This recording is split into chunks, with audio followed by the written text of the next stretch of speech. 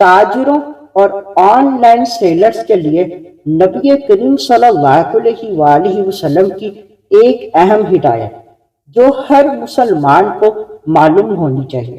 السلام علیکم ورحمۃ اللہ وبرکاتہ۔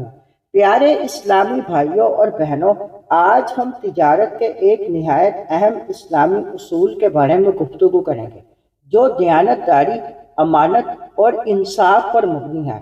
اسلام صرف عبادات کی تعلیم نہیں دیتا بلکہ خرید و فروخت اور کاروباری معاملات کے بھی واضح اصول بیان کرتا ہے۔ انہی اصولوں میں سے ایک یہ ہے کہ انسان لین دین میں سچائی اور وضاحت اختیار کرے اور کسی قسم کے دھوکے یا غیر یقینی معاملے سے بچے۔ تجارت میں اعتماد سب سے بڑی دولت ہے۔ جب ایک مسلمان کوئی چیز فروخت کرتا ہے تو اسے چاہیے کہ وہ اس چیز کے بارے میں مکمل دیانتداری سے کام لے۔ ایسا نہ ہو کہ وہ ایسی چیز فروخت کر دے جو اس کی ملکیت میں ہی نہ ہو، جس سے وہ خریدار کے حوالے کرنے کی قدرت نہ رکھتا ہو۔ اسلامی تعلیمات کا مقصد لوگوں کے مال کی حفاظت کرنا اور جھگڑوں کے دروازے بند کرنا ہے۔ اگر لوگ ایسی اشیاء بیچنے لگیں جو ان کے پاس موجود ہی نہیں تو دھوکے، تنازعات اور نقصان کے امکانات بڑھ جاتے ہیں۔ اسی لیے شریعت نے کاروباری معاملات میں وضاحت اور یقین کو اہمیت دی ہے۔ آج کے دور میں بھی بہت سے کاروبار آرڈر کی بنیاد پر کیے جاتے ہیں۔ اس میں اصل اہمیت یہ ہے کہ معاملہ شفاف ہو، فریقین کو حقیقت معلوم ہو اور کسی قسم کا دھوکہ یا جھوٹ شامل نہ ہو۔ ایک مسلمان تاجر ہمیشہ اعتماد پیدا کرتا ہے، اعتماد توڑتا نہیں۔ نبی کریم صلی اللہ علیہ وآلہ وسلم نے سچے اور امانت دار تاجر کی بڑی فضیلت بیان فرمائی ہے۔ غیر مدعودہ شے بیچنا۔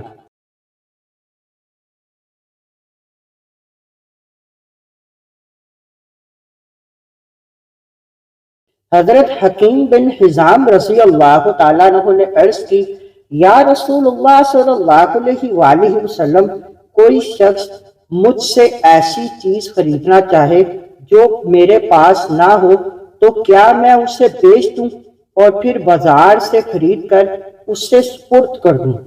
معلم کائنات صلی اللہ علیہ وآلہ وسلم نے فرمایا، لا تبع ما لیس عندک، جو شے تمہارے پاس نہیں اسے مت بیچو۔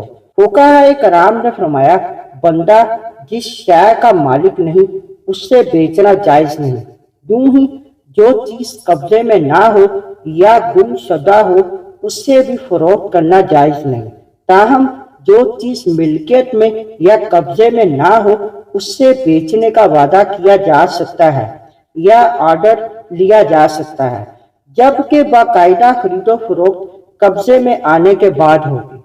اس لیے ہمیں اپنے کاروبار، دکان، آن لائن سیلنگ اور ہر قسم کے مالی معاملات میں اللہ تعالیٰ کے خوف کو سامنے رکھنا چاہیے۔ یاد رکھیں، تھوڑا سا حلال نفع بہت زیادہ حرام نفع سے بہتر ہے۔ حلال کمائی میں برکت ہوتی ہے، دل کا سکون ہوتا ہے اور اللہ تعالیٰ کی رضا شامل ہوتی ہے، جبکہ حرام کمائی وقتی فائدہ دے سکتی ہے مگر اس میں حقیقی برکت نہیں ہوتی۔ آج ہمیں اپنے تمام کاروباری معاملات کا جائزہ لینا چاہیے۔ کیا ہم سچ بولتے ہیں؟ کیا ہم چیز کی حقیقت بیان کرتے ہیں؟ کیا ہم خریدار کے ساتھ انصاف کرتے ہیں؟ یہی سوالات ہماری کامیابی کا معیار ہیں۔ اللہ تعالیٰ ہمیں حلال رزق کمانے، تجارت میں دیانتداری اختیار کرنے، جھوٹ اور دھوکے سے بچنے اور اپنی زندگی کو قرآن و سنت کے مطابق گزارنے کی توفیق عطا فرمائے، آمین یا رب العالمین۔ سنن ابی داؤد حدیث نمبر 3503، سنن ترمذی حدیث نمبر 1232۔